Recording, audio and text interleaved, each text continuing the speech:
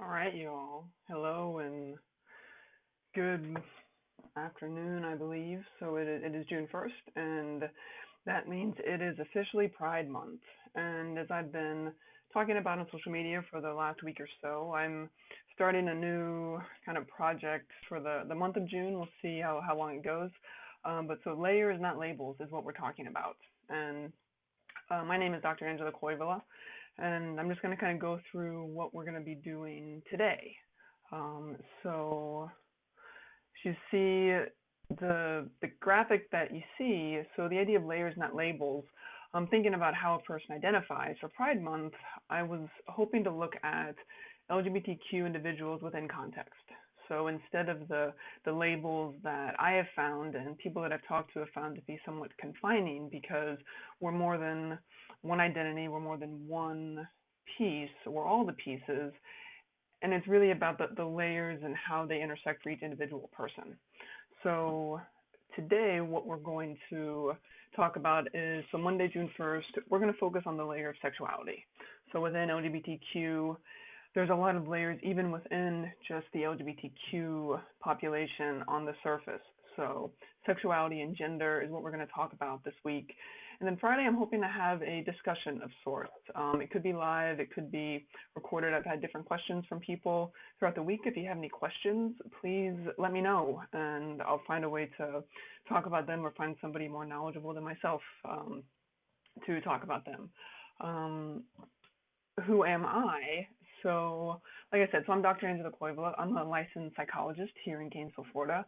I'm the owner of my private practice, Affirmative Counseling and Psychological Services. I provide services to individuals, couples, groups. I also do some supervision as well, and I teach over at the University of Florida. I teach counseling LGBTQ clients, which was sort of underlying why I wanted to spend a month talking about the layers of LGBTQ, because that's how I teach it. I talk with my students not about just LGBTQ individuals, but all the layers that encompass what that means. So it's really looking at the whole person within context, because oftentimes one's gender, one's sexuality only grasps a small piece, and it's rarely the biggest piece. You know, who we are as people is the biggest piece. So I'm hoping for today, this week, the next few weeks to really focus on what those layers are really telling us. So today I'm hoping we're going to stay under 15 minutes or so. I'm going to try to keep these short because, you know, lectures can be long, and we're going to try to break apart these components. I'm not an expert. I do want to say that. There are people that are so much more knowledgeable, so much more trained. For me, I consider myself to also be a student of the human experience. So what I bring to this talk and the future ones is really just an understanding of people. I'd say probably more than half of the population that I work with identify as not straight. About 2/3 identify as a person of color. A lot of marginalized, oppressed individuals, but mostly people who are just trying to figure out who they are and all the layers that make that up. So I try to make myself as informed and knowledgeable in that respect, but I'm not perfect. So if there are things that I skip or things that I miss, know that it's not because of ignorance. It's just one combination of time, combination of really just my own education, and really just I'm giving an overview. I teach my course for a whole semester, and you know, we cover maybe a small percentage of what it means to really understand an LGBTQ individual in context. So if you're looking to get a formal education on everything there is to know, you've come to the wrong place. If you're looking for some conversation, discussion, just some increased awareness or understanding, as well as some self-reflection for yourself, then you have come to the right place. So as we dive right into LGBTQ plus sexuality, like I said, that's what we're going to talk about today. I want to start by highlighting, so the binary system is helpful in trying to understand where we've come from. So I don't talk about binaries all that much, but so much of the LGBTQ experience is understood within a binary system, which is where the terms coming out come from, which we'll talk about later. So, but it's helpful to kind of name the history of sort of the binary system, what it means, and also my hope to kind of go beyond the binary system because I find it to be limiting for most people. So when we talk about binaries, what we mean is so the continuum of male to female in terms of gender and man to woman in terms of biological sex, right? So I want to talk about the binary system really as a reference point for where we're moving from, okay? Because if we talk about, so biological sex, right? We have, it's that sex that you're assigned at birth. And sex specifically is based upon anatomy, genitalia. So in terms of male, female, it really is a physical description. It is not about gender. There are also intersex individuals that make up a small percentage of the population, and those include individuals that are born with some combination of male and female genitalia. Okay? Then we have from that sexual identity, and this is just where things get messy, and they kind of stay that way because to really understand a person, it gets complicated. So when you think about sexual identity, the best definition that I can really describe is it's that felt sense, right? It's that felt sense of self-awareness of one's physical desires, right? So it's who we are physically attracted to, who we physically move toward. I don't mean necessarily just our body, but it's every part, our brain, our chemistry, our body, who we are. We are pulled toward individuals. Okay, and this is where the labels come from. And again, labels are limiting, but we got to talk about the labels in order to move away and talk about the layers. So often labels that get associated with sexual identity, you have gay, straight, lesbian, bisexual, pansexual, polysexual, asexual, and queer. This is not all encompassing. There are other layers. There are other ways that people like to identify themselves. That plus at the end of LGBTQ includes all of the different layers. We keep adding on the different labels, and again, I found them limiting for a lot of people who really just don't want to pick a box. But we also do have boxes. What some people don't often know, so just a distinction of a few of these. So gay, lesbian, there's a gender connotation to those, oftentimes, not always. Gay meaning a relationship, a sexual relationship between two male-identifying male gender individuals. Lesbian to female genders. Straight, often a mixed gender combination of male-female.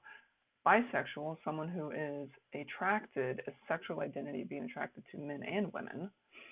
Pansexual, individuals who are attracted to all genders. They say that I'm pulled toward all genders. Polysexual is someone who's pulled toward multiple genders, but not all. And it's for them to decide what those are. Asexual individuals, those are individuals that might be attracted to others, but there might be no sexual component whatsoever. There's an attraction, there's a movement toward without a sexual wanting or desire. Queer I put up there because, so queer is a loaded term for a lot of people. I want to say that. It can be triggering for some people. I have found a lot of people to appreciate the word queer because it's sort of, the labels don't work for me. Queer works better because then I don't have to pigeonhole myself or just pick one or have something feel uncomfortable. Also, what I found is a lot of people like to use the word queer because, as I'll talk about more, sexual identity changes and shifts throughout our life. And that's important to say, important to know, really affirming for people that I talk to, because so many people can talk about, so I've felt straight my whole life. I'm a woman attracted to men, or I'm a male attracted to women.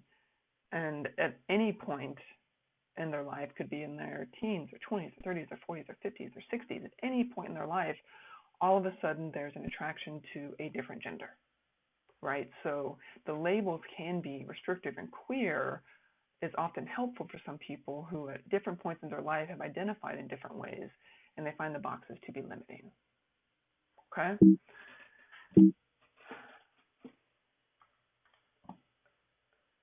So then we have affectional identity. And affectional identity, I still appreciate this term. It was new to me until probably about 4 years ago, but it's super helpful in really understanding so that awareness of the felt sense of one's emotional desires, right? So there's sexual identity and affectional identity. One is who my body physically moves to. Another one, the affectional, it's my heart moves toward it. I might not be sexually attracted to this person, but I love this person. I want to move toward this person.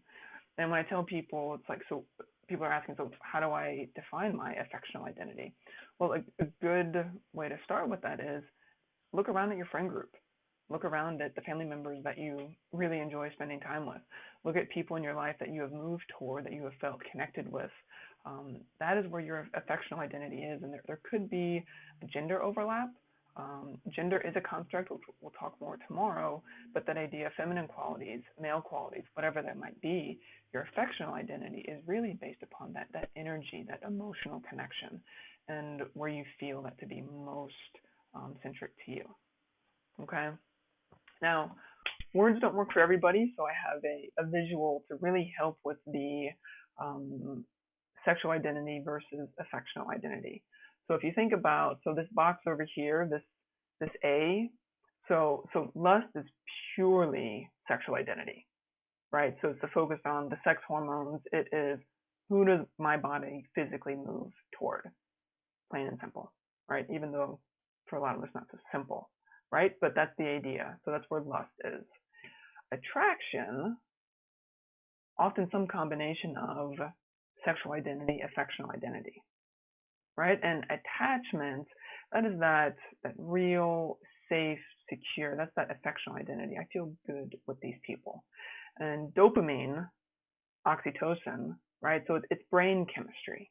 It's brain chemistry who we move toward. It is not something we can choose, right? It'd be great if we could, right? I know there's a lot of people that wish that sexuality could be a choice. It is not.